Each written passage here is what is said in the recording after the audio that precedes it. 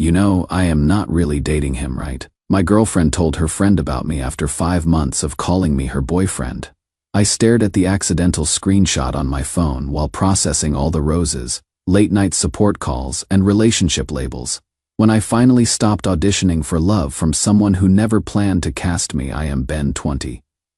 3M college student here in Portland studying computer science. Been with Viv, 20F, for about 5 months now.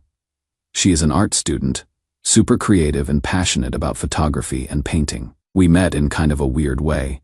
We had been chatting online for weeks after discovering we would both been at the same Arctic Monkeys concert in September, but somehow never crossed paths in person. When we finally decided to meet for coffee in October, things clicked immediately. The first few dates were incredible. We talked for hours about everything, and she seemed genuinely interested in getting to know me, which was refreshing after my last relationship. Initially, we were both unsure about labels. "I don't want to rush into anything serious," she had said after our third date. "I need to take things slow." I respected that completely. But 2 months in, everything changed. Viv changed her Facebook status to dating me and started introducing me as her boyfriend at parties. "This is my boyfriend Ben," she would say proudly, and I felt amazing every time. So I started treating her like my girlfriend completely. Weekly flowers, thoughtful gifts, always being available when she needed support. I made her a priority above everything except my classes. Things seemed perfect for months. When she was overwhelmed about midterms, I brought her favorite expensive coffee every morning for 2 weeks. When her laptop died before a major project, I lent her mine even though it meant doing all my programming assignments on campus computers. I have introduced her to my parents, included her in my social media, taken her to all my friend hangouts. To everyone who knows me, we are clearly a couple with inside jokes, shared routines, and future plans.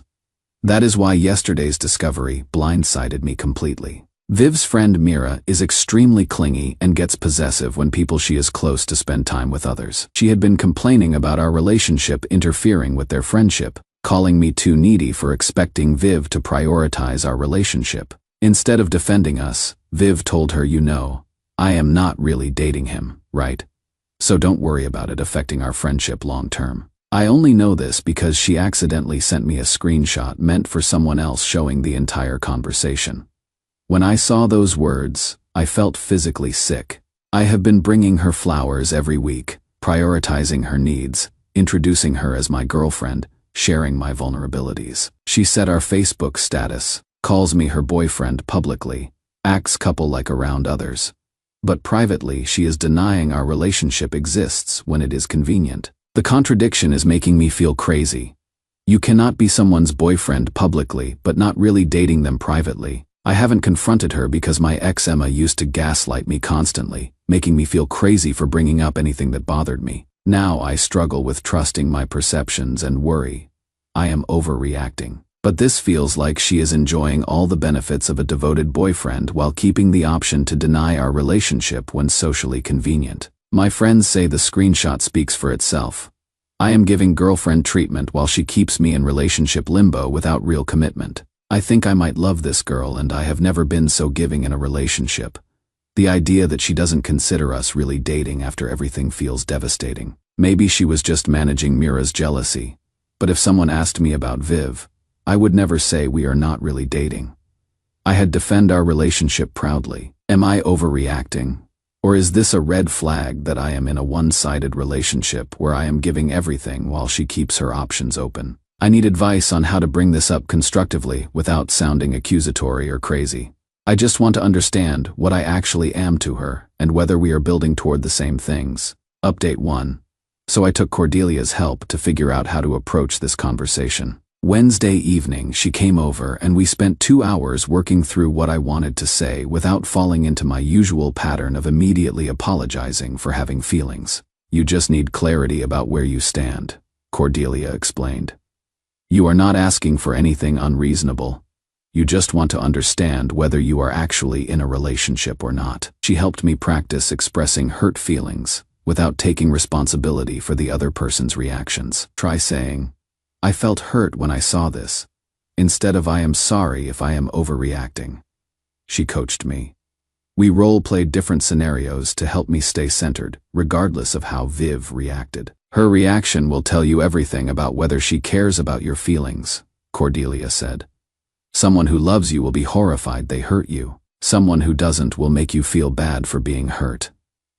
Thursday evening, I asked Viv if we could talk. She was working on an art project, and the moment I mentioned wanting to talk, her whole body language shifted. "What did I do now?" she said in an exasperated tone, not even looking up. That defensive response immediately put me on edge. I showed her the screenshot and explained how confused and hurt I was by the "not really dating" comment after months of boyfriend treatment. Her reaction was telling. "That is what concerns me. That is what concerned me." Mira to back off. "Of course, look at my Facebook status. I call you my boyfriend. Then why tell Mira we are not really dating?"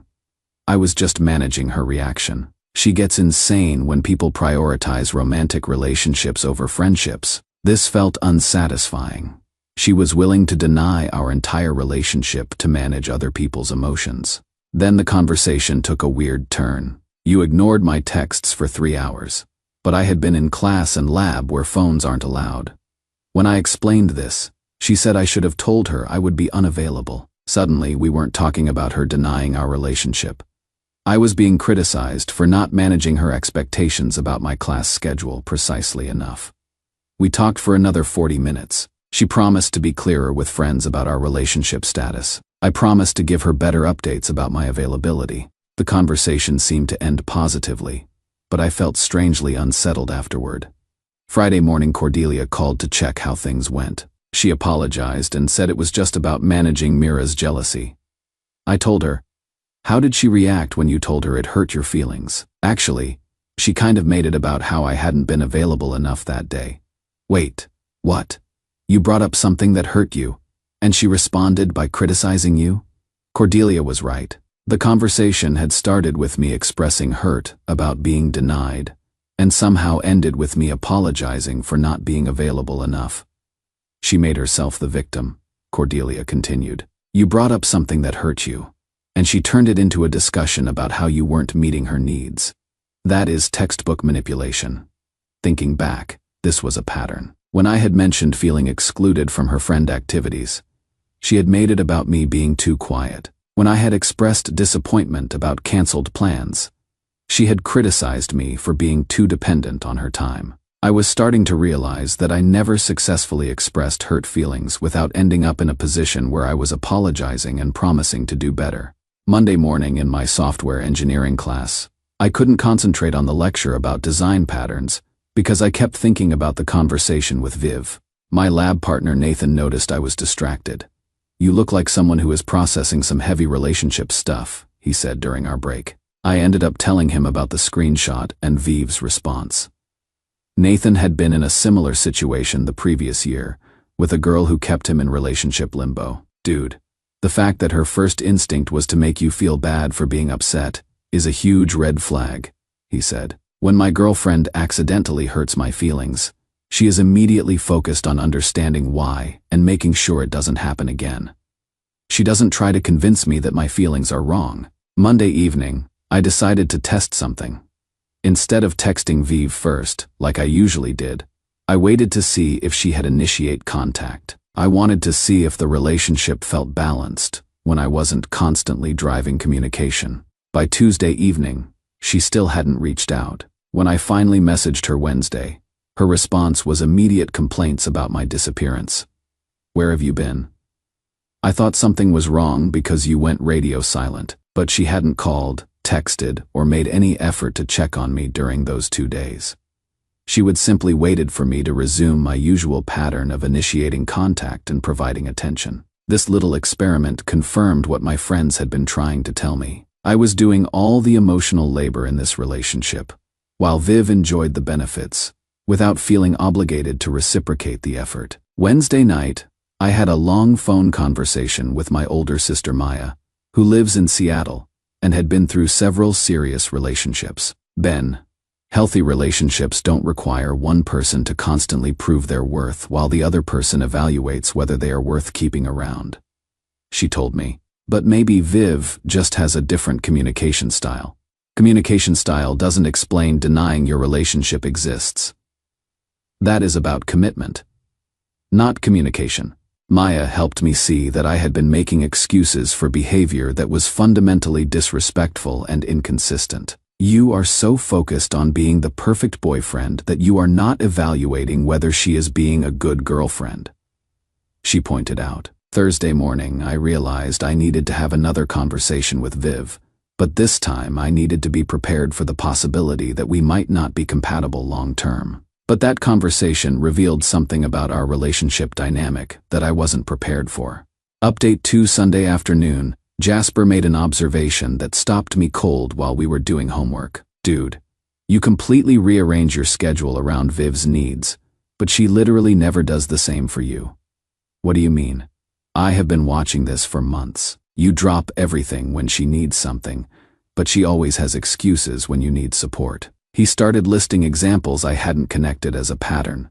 Remember when she called crying about roommate drama at 11 p.m. and you stayed on the phone until 2 a.m. before your brutal 8 a.m. exam? But when your car broke down and you needed a ride to work, she said 7:30 a.m. was too early for her to wake up. 2 weeks ago, you drove 40 minutes in traffic to bring her soup when she was sick.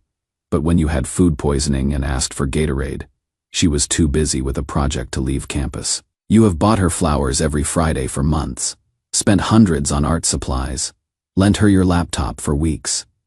Has she ever brought you anything? Even coffee when you are stressed? The massive imbalance hit me with painful clarity. I was constantly moving mountains, rearranging my schedule, spending money I couldn't afford, sacrificing sleep and study time, while she wouldn't drive 20 minutes to help me when I genuinely needed support. It is like you are constantly auditioning to be her boyfriend while she is evaluating whether you are worth keeping around, Jasper said. That phrase hit like a physical blow because it perfectly described how I felt. Despite all the public labels, I never felt secure that Viv actually wanted to be with me. Monday, I talked to my friend Lysander, who has been through several serious relationships. Let me guess, he said. After I described everything, she enjoys all the boyfriend treatment but keeps you in emotional limbo where you are never sure you are actually her priority. Exactly. How did you know? Because I lived the same thing with my ex Sarah. Some people love relationship benefits, but hate the commitment and responsibility. He explained how his ex had done similar things, called him her boyfriend publicly while telling friends she was keeping options open, expected constant support without reciprocating, made him feel crazy for having normal expectations. The most telling part isn't the comment to her friend, he said. It is that, when you confronted her, she made you feel guilty for being hurt, instead of taking responsibility for being inconsistent. She did apologize though, did she? Or did she apologize for getting caught while criticizing you for not being available enough? That distinction hit hard. She had said sorry for the words while making me responsible for the circumstances. Maya called, and I told her everything. Ben, this girl is treating you like an emotional support provider rather than a partner, Maya said bluntly. You are doing all the emotional labor while she enjoys benefits without reciprocating. But she does care. She gets excited about plans. She is affectionate when we are together, caring when it is convenient, and fun is easy. Caring when it is inconvenient or challenging is what actually matters. Maya helped me see I had been confusing Viv's enjoyment of my attention with actual emotional investment. You are so focused on being the perfect boyfriend that you are not evaluating whether she is being a good girlfriend. What has she sacrificed for your relationship? I couldn't think of a single example. Every sacrifice had been mine. Tuesday, Cordelia came over to study and brought up something I hadn't considered. I am concerned about how Viv responded to you expressing hurt feelings. Healthy people, when they accidentally hurt someone they care about, focus on understanding the hurt and preventing it. They don't immediately deflect and make the hurt person defend their behavior. She helped me trace this pattern through other conversations. You literally never successfully express hurt without ending up apologizing and promising to do better. Friday morning, I had an honest conversation with Jasper about what I was seeing. She has trained you to be the one who manages the relationship, he said. You initiate contact. You make plans. You handle her emotions. You provide entertainment. She just has to show up and receive. But that doesn't necessarily mean she doesn't care about me. Dude, caring is a verb. It is something you do, not something you feel. And based on her actions, she cares about what you provide for her, not about you as a person. Friday afternoon, I ran into Viv's friend Claire at the campus coffee shop. We would met several times through Viv and always had friendly conversations. So when she asked how things were going with Viv, I decided to be honest. Actually, I have been feeling like our relationship is pretty one-sided lately, I said. Claire's response surprised me. Yeah, Viv mentioned that you had been kind of needy and demanding lately. She said I was needy. She said you got upset about some text message thing and made a big deal about it when she was just trying to manage her friendship with Mira. This was devastating. Not only had Viv minimized our entire conversation about the screenshot, she had reframed me as the problem, and herself as the victim dealing with unreasonable demands. What exactly did she tell you happened? Just that you saw something she said to calm down Mira and overreacted about it. She felt bad because she didn't want to hurt your feelings. But she also thought you were being kind of dramatic.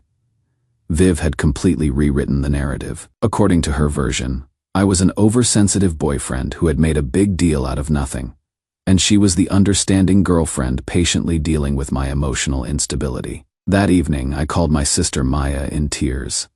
She has been telling people I am needy and dramatic for being hurt that she denied our relationship. I told her, Ben, this isn't about you being too sensitive.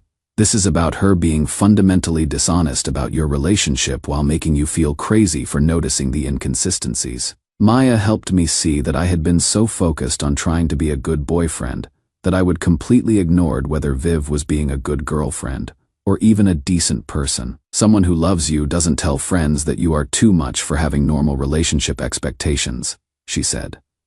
Saturday morning, I woke up with total clarity about what I needed to do. The evidence was overwhelming and undeniable. I was in a completely one-sided relationship with someone who enjoyed the benefits of my devotion while actively undermining me to other people when I expressed normal human needs. But when I went to have that final conversation with Viv, I discovered something about her character that I absolutely wasn't prepared for.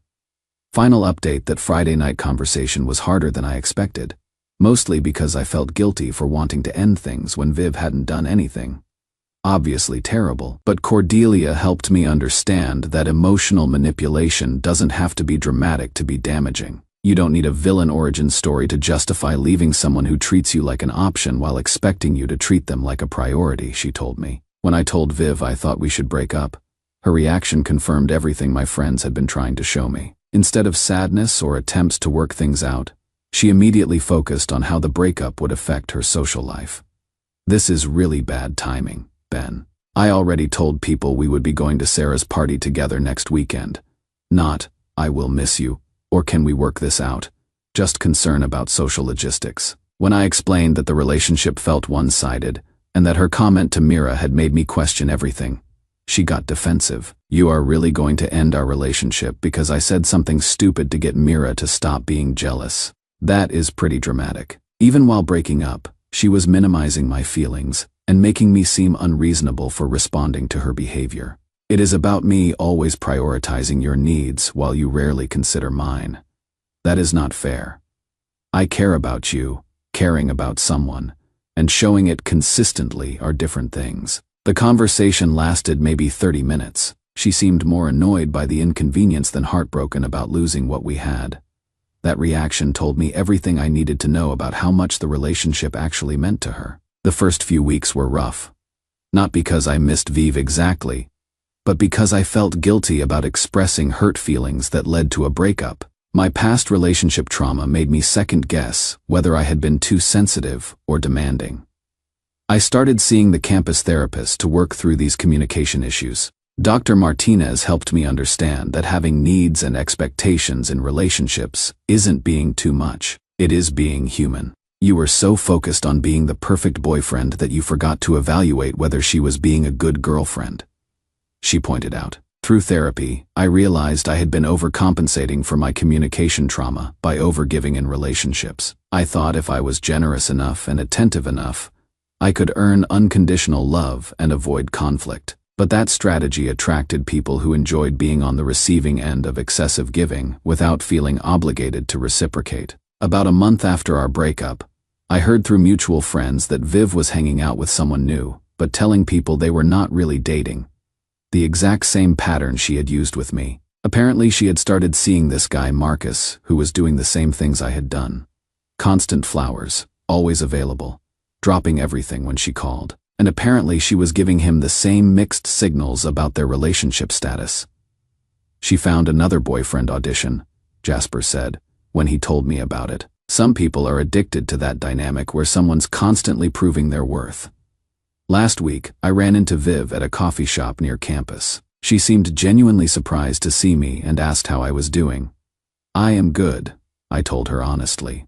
Working on some things in therapy, spending more time with friends. That is cool. I always thought you were too hard on yourself. The irony was striking. She thought I was too hard on myself, but she had created a dynamic where I constantly felt like I wasn't doing enough to earn her affection. We chatted for maybe 5 minutes about school and mutual friends. It felt like talking to someone I used to know rather than someone I had been in love with. Walking away from that interaction, I realized how much clearer my thinking had become. I wasn't angry at Viv anymore because I understood that she probably wasn't intentionally manipulative. She was just someone who had learned that certain behaviors got her attention and care without requiring emotional investment in return. Some people want relationships where both partners prioritize each other equally. Others want relationships where they are prioritized without having to prioritize back.